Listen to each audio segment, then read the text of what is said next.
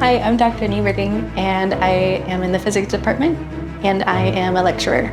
For me, it started when the Mars rovers first landed on Mars in the early 2000s.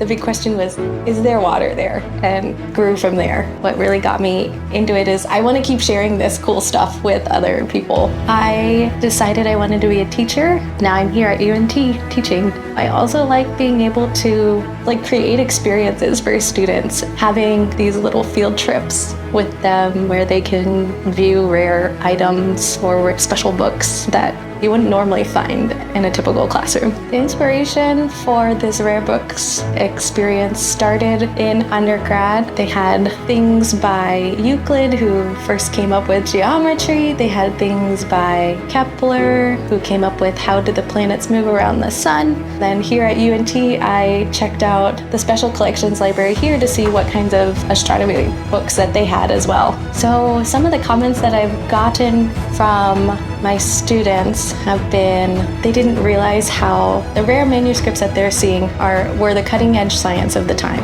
They also like just seeing the connections and overlap outside of the topic that we're talking about and to other fields. So seeing the artistic connection or seeing the literary connection with physics and Frankenstein or astronomy and art.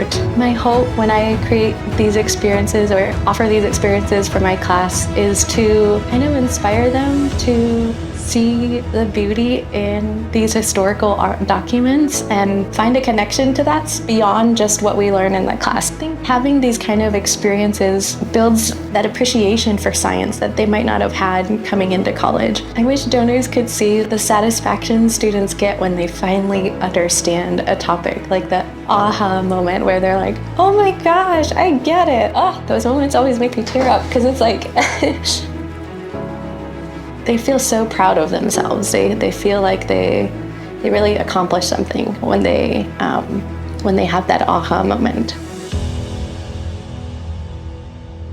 Oh my gosh. Ah. I should have told you it'd make people cry. It just makes me so excited seeing them.